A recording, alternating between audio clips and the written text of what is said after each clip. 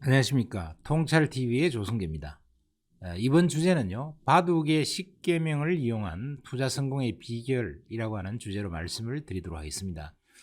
자, 우리가 투자에 성공하는 데 있어서요, 바둑이 정말 투자에 중요한 그런 지혜를 보여주고 있습니다. 그래서 이 투자 격언으로 여러분들께서 늘 생각하시면은 상당히 도움을 받을 수 있다고 하는 거고요. 제가 아는 분들 중에서도 바둑의 최고수 중에서 투자로 크게 성공하신 분들이 너무 많습니다. 그래서 바둑을 잘 두는 사람이 주식 투자를 잘한다, 이런 얘기들도 많이 있는데요. 그래서 그 내용들을 한번 살펴보도록 하겠습니다. 첫 번째가요, 욕탐불승입니다. 욕심을 부리면 이길 수 없다는 것이죠. 지지 않기 게임이 최고수의 경기라는 것입니다. 여러분들 투자의 고수들 중에서 보면은요, 대개 최고수는 지지 않기 게임을 합니다. 중간 고수나 이런 사람들이, 일반 투자자들이 이기기 게임을 계속 하려고 하는 거죠. 이 지지 않기 게임을 하게 되면 어떤 일이 벌어지냐면요, 수익이 복리의 마술로 늘어갑니다. 그러니까 결국 세월이 많이 지나게 되면은요, 최후에 남아서 가장 큰 부자가 되어 있는 사람들을 보면 대부분 다 지지 않기 게임을 했던 사람들입니다. 그래서 욕탐불승이 가장 중요한 투자의 격언이다 하는 것이죠. 두 번째는 입계의완을 들 수 있습니다.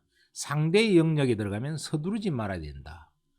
이것은 매수를 신중해야 되고 유효사거리 내에서 기다려야 된다는 것인데요. 자기가 목표로 한 어떤 가격, 또 목표로 한 어떤 타이밍이 안 오면은 서두르지 말고 기다리고 있으라는 얘기예요.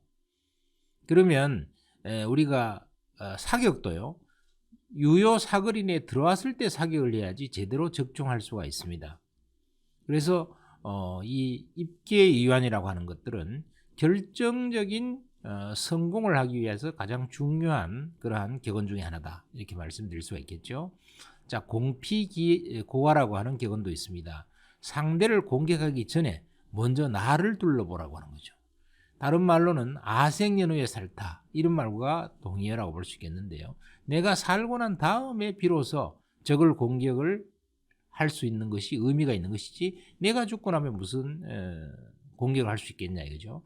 그러니까 우리가 신용이나 미수나 이런 것들을 쓰는 것은 이 공피고화를 하고 있지 않는 상황이다, 이렇게 말씀드릴 수가 있겠죠. 그 다음에 기자쟁선이라는 격언도 있습니다. 희생을 감수해서라도 선수를 차지해야 된다는 거예요. 그래서 이 바둑에서도 이 선수가 무지 중요하죠. 선점을 하게 되면 적의 성을 뺏을 수가 있습니다. 투자의 경우로 우리가 말씀드린다면 시세는 초기에 공략해야 된다. 인기가 있어서 너무 많이 오른 경우에 사면은 위험하다, 이런 것을 말씀드리는 것이고요. 또 바닥권을 공략해야지 성공 확률이 높다는 것입니다. 이게 바로 선수를 차지하는 비결이죠. 그 다음에 사소취대를 해야 됩니다. 사소한 것은 버리고 큰 것을 취해야 된다는 것이죠. 그래서 기다림의 미학을 가지고 매매 종목을 압축을 하고, 그 다음에 크게 멀리 내다보고 투자를 해야만이 성공을 하는데, 이 작은 것에 너무 연연하는 사람이 있어요. 짜투리 시세, 그래서 단기 매매, 이런 것들을 해서 짜투리 시세에 너무 연연하게 되면 결국은 큰 것을 취할 수 없습니다. 자, 봉위숙이라는 말이 있어요. 위기에 봉착하면 불필요한 것은 버려라는 뜻입니다. 위기에 봉착했는데 또 이것이 투자를 해놓고 만든 게 아니에요. 그런데도 계속 거기에 매달리거나 또 본전이 안 된다고 집착하시는 그런 경우가 많습니다. 그런 경우는 손실이 가중되죠. 그래서 아니다 싶으면 빠져나와야 됩니다. 그리고 또 돈을 세는, 수익이 많이 나서 돈을 세고 있다든가, 또 한쪽으로 쏠림이 과도하게 일어났다, 그러면 빠져나와야 돼요. 그래서 이런 봉위숙이, 위험에 봉착하는 것이 무엇인가, 이런 것들을 우리가 늘 생각하면서 위험에 봉착했다는 느낌이 들면 빨리 빠져나와야 된다 하는 것을 말씀드릴 수 있겠습니다. 그 다음에 신물경속이라는 격언이 있는데요. 서두르지 말고 신중하게 모든 것을 결정해야 된다는 것입니다. 그래서 결정적인 순간을 기다려서 신중하게 매수를 해야지 우리가 매수를 함부로 그냥 뉴스를 보고 누가 말을 해서 친구가 얘기를 해서 그냥 별 생각 없이 마구 결정해버리는 경우가 너무 많죠. 이래서는 굉장히 위험해진다 하는 것을 말하고 있는 것입니다. 자, 그리고 동수상응이라는 격언도 있습니다. 행마를 할 때는 서로 연관되고 호응이 되도록 해서 전세를 유리하게 가져가야 된다는 것이죠. 쉽게 얘기하면 주도주의 물결을 타야 된다는 것입니다. 부동산도 마찬가지고 주식도 마찬가지고 주도주의 물결, 즉 밀물이 밀려오고 있는 데다가 해야 되고 순풍을 타고 결국 투자를 해야 된다는 것입니다.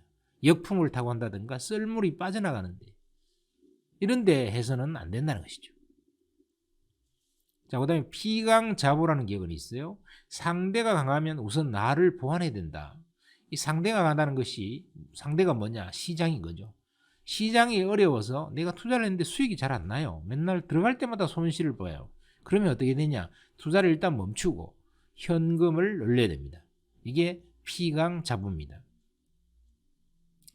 자, 그 다음에 마지막으로요. 세고취하라고 하는 그러한 격언이 있어요.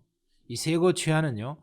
상대방에게 포위가 되었다면 싸우지 말고 화친하라는 것입니다.